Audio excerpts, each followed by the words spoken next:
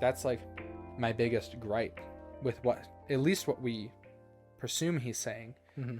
is just like ideas have to change. They absolutely don't have to change. It's just that people either want an easier idea Yeah, or they want to dismiss it. I don't know. It's probably giving him the benefit of the doubt to say that we're misunderstanding the quote. Sure. I'll say it's possible, Oh yeah.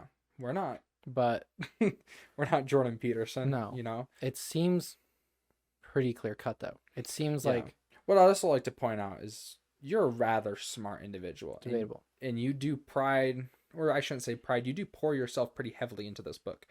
I'd be hard pressed to say that out of all the time you've spent on this book that you're getting this wrong, this one thing. You know what I mean? Yeah. Well, and I mean, we're going to see more stuff that we disagree with anyways. Mm-hmm. So it's very possible. So Yeah. I'd say yeah. we disagree. Yeah, definitely disagree. Okay, so he says Osiris was great.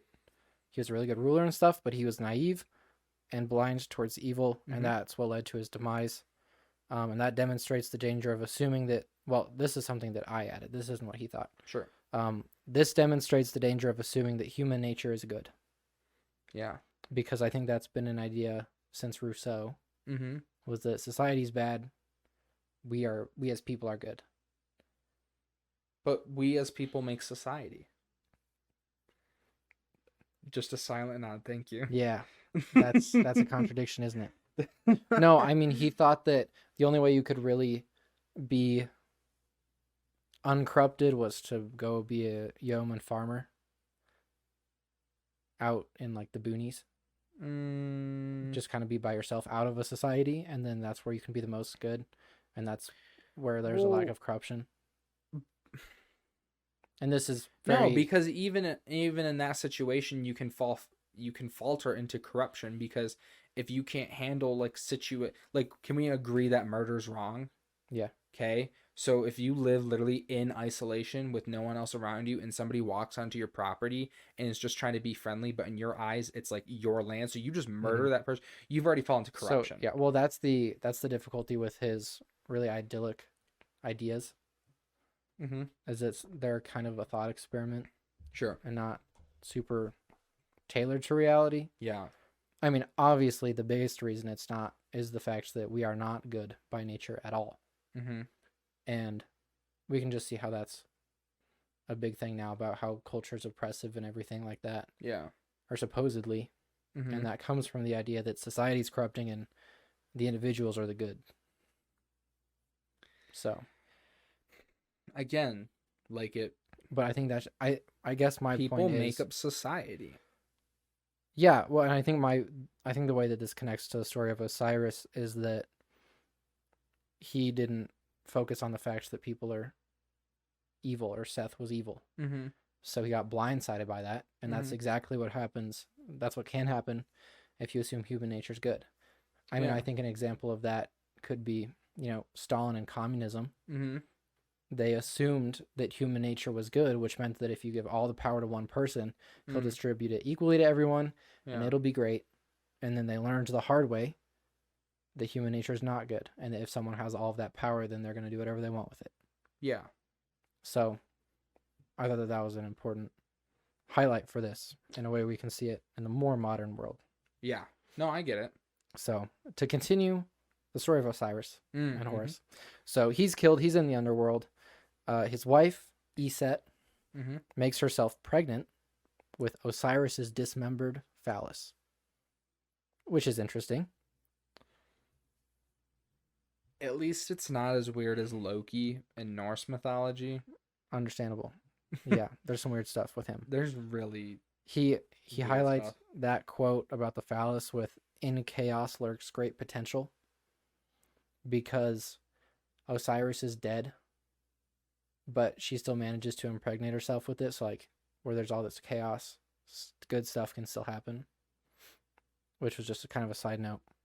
That's such a bizarre point to make, because, like, we've talked about the unknown and known for a while now as the foundation of this, and we've already established that the unknown can present, I mean, both good and bad, but ultimately it would, I would argue to almost always promote something good. You'd always get something good from the unknown. Even if it was like an ouchie, then you learn from it. Then you learn from it, and that's good because you know not to do. And I'm not saying the whole experience is always good, but like there's always something good to glean from it. And I think that's just a bizarre like observation to make to prove that point. This is the kind of reading in that he's doing to a lot of these stories, is saying, oh, because she did that thing, that demonstrates that they thought that chaos is like the ability or the potential for like great things. And that's that kind of reading in that I'm not too sure about. I would read, okay, so if we're gonna, if the point I'm trying to prove is that from chaos can come good things, then I would say that Seth killing Osiris? Yes. Okay. Seth killing Osiris is another example of good coming from chaos, because Seth killed Osiris for a reason, and not knowing that reason, but doing with such confidence would imply that he thought, oh, well, I don't know the outcome of this, but I can only assume it's good, so I'm going to do it anyways. Yeah. Well, that's this. I think you're not going to like this quote because it's the same idea. He says the degeneration of the state or domain of order and its descent into chaos serves merely to fructify that domain. And fructify, I had to look it up to double check, means to make something fruitful or productive. Okay, can you break that one down? So what he's saying is when a state or domain of order degenerates and descends into chaos, all that's doing is making that domain have potential for productivity. So he's saying like, yeah, this domain fell into chaos from order, but that just means it's productive now.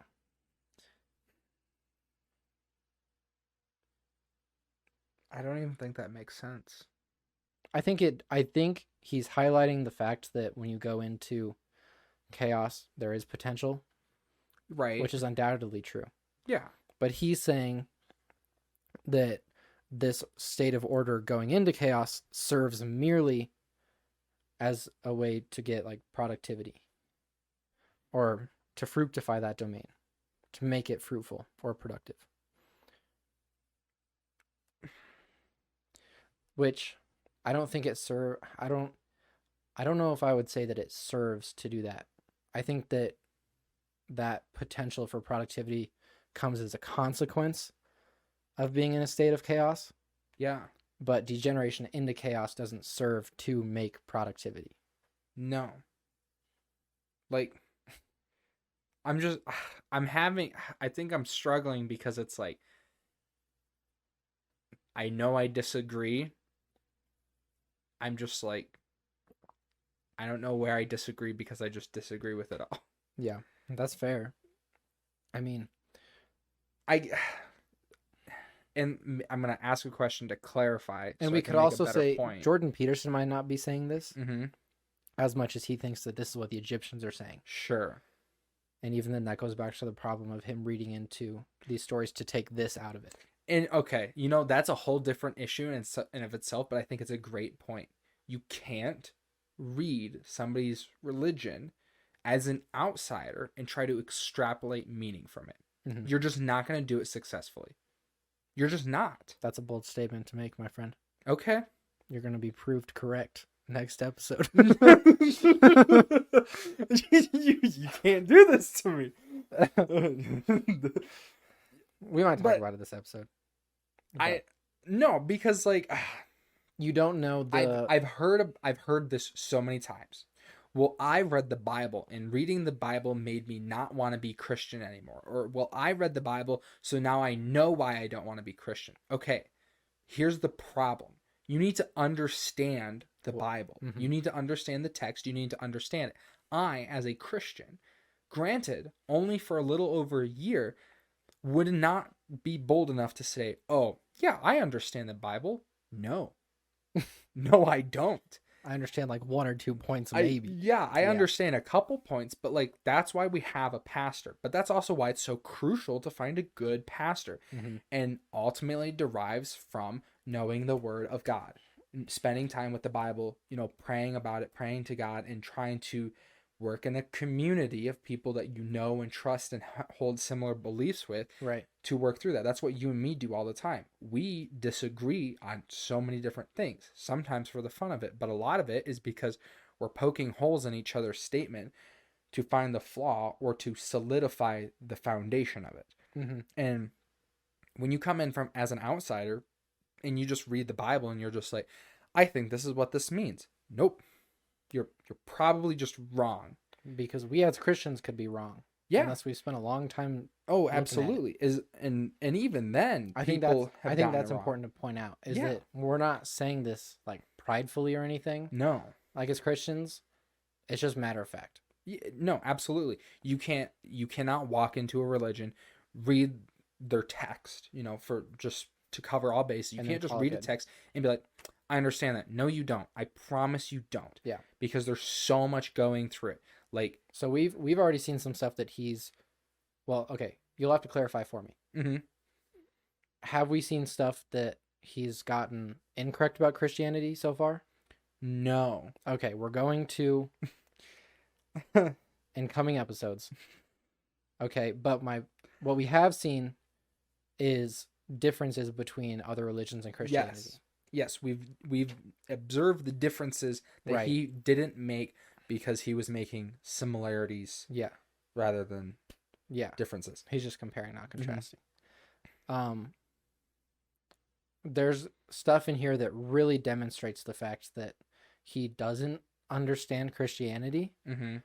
And something that the professor I was talking to, one of the things that he brought up is Jordan Peterson obviously knows his neuropsychology very well. Oh, yeah.